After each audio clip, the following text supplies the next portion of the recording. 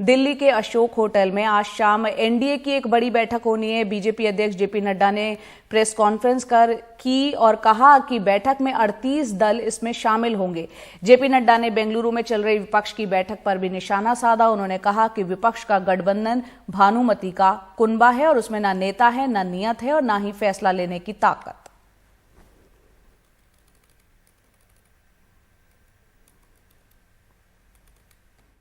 NDA का agenda स्पष्ट है, देश सेवा के लिए सबको साथ लेकर के चलना।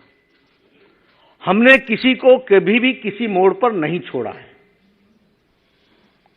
हमने हमें छोड़ के जाने वालों के बावजूद भी हमारी सबको साथ बातचीत, हमारा व्यवहार, हमारा आचरण हमेशा दोस्ताना रहा है, क्योंकि हमारा ब्रॉडर पिक्चर है सबका साथ, सबका विकास, सबका विश्वास, सबका प्रयास, फॉर दैट लार्जर कॉज।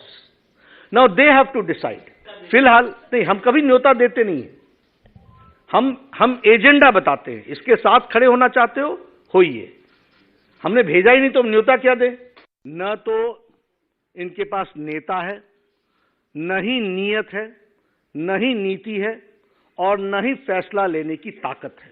स्वार्थ की राजनीति पर आधारित ये एकता की जो बुनियाद है वो बड़ी खोखली है और इसीलिए यह कोई डिलीवर करने के लिए नहीं है।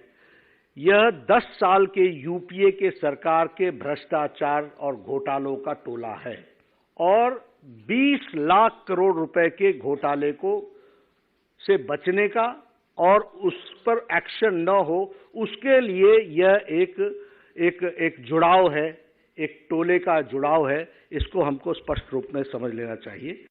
हम तो समझते हैं कि चुनाव एक फॉर्मेलिटी रह गई है।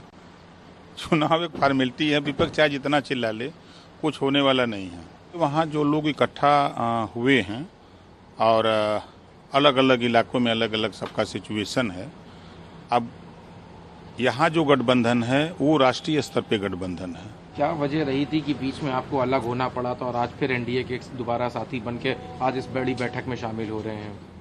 वो राजनीति का एक पार्ट होता है। कभी कभी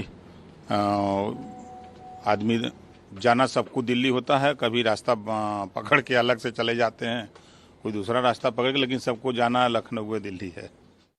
2014 में भी 2019 में भी दोनों ही लोकसभा चुनाव में बीजेपी ने इनमें से कई पार्टियों के साथ चुनावी तालमेल किया था। जैसे आप बिहार की बात करें तो वहां पर नीतीश कुमार बीजेपी के साथ थे, चिराग पासवान साथ में थे, उपेंद्र कुशवाहा, जीतन राम मांझी, ये सारे साथ में थे। लेकिन अब नीतीश चले गए तो बाकी दलों को बीजेपी ने अपने साथ रखा।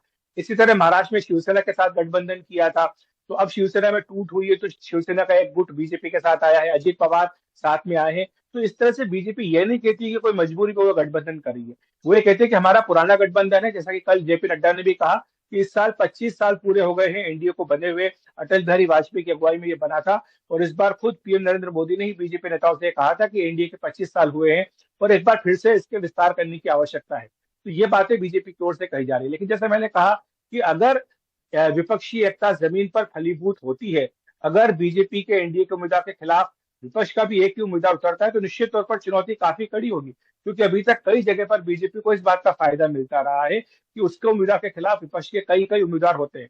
लेकिन बीजेपी इसीलिए काम कर रही। उदाहरण के तौर पर अगर मैं आपको उत्तर प्रदेश का जिक्र करूं, जहां पर कि पिछले 4 चुनाव, 2 लोकसभा 2 विधानसभा बीजेपी जीती आई है, लेकिन इस बार बीजेपी सभी 80 लोकसभा सीटों को जीतने का लक्ष्य लेकर चल रही है। इसीलिए चाहे पूर्वांचल की बात करें या पश्चिम की बात करें, दोनों ही जगह पर वो विपक्ष को की जो चुनौती उसको समाप्त कर देना चाहती है। समाजवादी पार्टी एक तरफ, बसपा एक तरफ, कांग्रेस एक तरफ, और उसके साथ साथ जो उनके साथ पार्टियां जुड़ती थी उन सबको बीजेपी अपने खेमे में ले आई है। बिहार में भी वो ऐसा ही करना चाह रही थी, हालांकि बिहार में आरजेडी और जेडीयू के साथ आने से बीजेपी को वहां पर कड़ी टक्कर मिलेगी। लेकिन महाराष्ट्र में उसने यही फार्मूला अपनाया है, यूपी में वही फार्मूला अपनाया है, क्योंकि बीजेपी ये जानती है कि 2024 का चुनाव जीतना उसके लिए बेहद महत्वपूर्ण है। 2004 में जिस तरह से गलतियां एनडीए ने की थी, वैसी गलतियां वो 2024 में नहीं दोहराना चाहते हैं। तो साफ तौर पर विपक्षी पार्टियां जो एकजुट हो रही है, कड़ी चुनौती देती हुई लग रही हैं। यही कारण है कि एनडीए के तमाम दलों को साथ लेकर चलने की तमाम कोशिशें भी चल रही हैं। लोक जनशक्ति पार्टी के नेता चिराग पासवान भी अब एनडीए में शामिल हो गए हैं। बीजेपी अध्यक्ष जेपी नड्डा से मिलने के बाद उन्होंने एनडीए का दामन थामा। जेपी नड्डा ने मुलाकात की तस्वीरें ट्वीट करते हुए कहा कि मैं उनका एनडीए परिवार में स्वागत करता हूं।